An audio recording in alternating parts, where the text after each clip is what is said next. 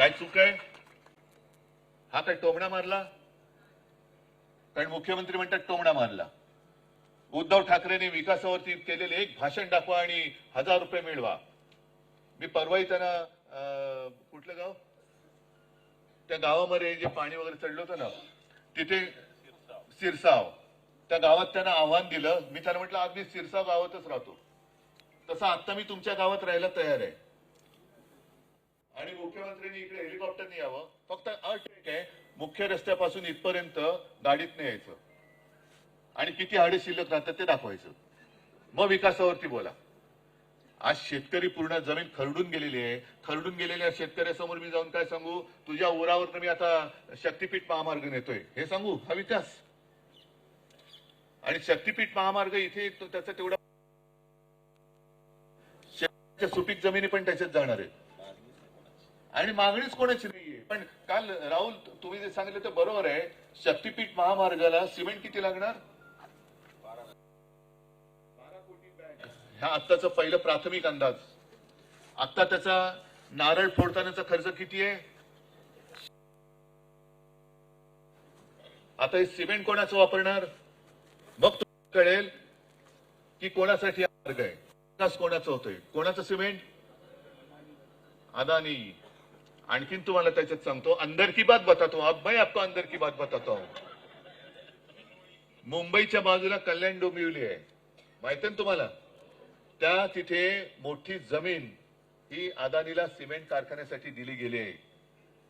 आणि जसा इकडे शक्तीपीठ महामार्गाला विरोध आहे, तसं तिथे सिमेंट कारखान्याला, कारण प्रदूषण होऊ नये म्हणून तिथले स्थानिक रहिवासी त्याला विरोध करतायत. पण ते नियम बदलून, पंतप्रधानांनी केंद्रामध्ये नियम बदलून अदानीला सिमेंट कंपनीसाठी तिकडे जागा दिलेली आहे. मग कोणाचा विकास? आणि माझा शेतकरी आत्ताच त्याच्या हातामध्ये भिकेचा कटोरा घ्यायचंच बाकी आहे. हे शक्तीपीठ झालं, जमिनी गेल्या की तो भिकेने कंगाल झाला तर मरे ना. शेतकरी मेला. आता तू दादा बोलला त्या, अरे करा ना त्या. सरकारला बरंच पडतंय, शेतकरी कमी होतोय. पण तुम्ही सगळे एकवटून सरकारचा गळा दाबत नाही, सरकारचा कोंडत नाही ना, तोपर्यंत तुमच्याकडे कोण लक्ष देणार नाही. आणि शिवसेना म्हणून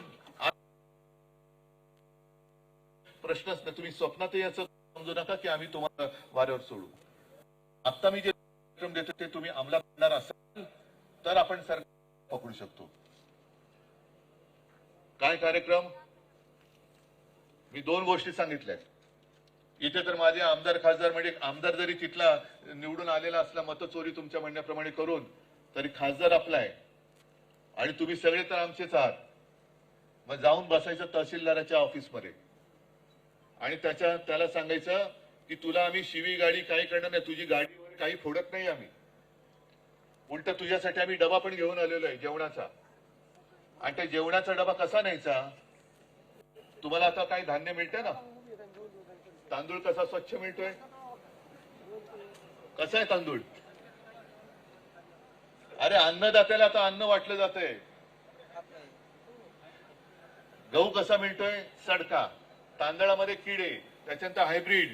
हे मला परवा त्या आजीने दिलं त्या शेतकरी पहिल्याच बैठकीमध्ये. तेव्हा मी बघितलं अक्षरशः हाता आळ्या पडलेल्या आहेत तांदळामध्ये. गहू किडलेला आहे, सडलेला आहे.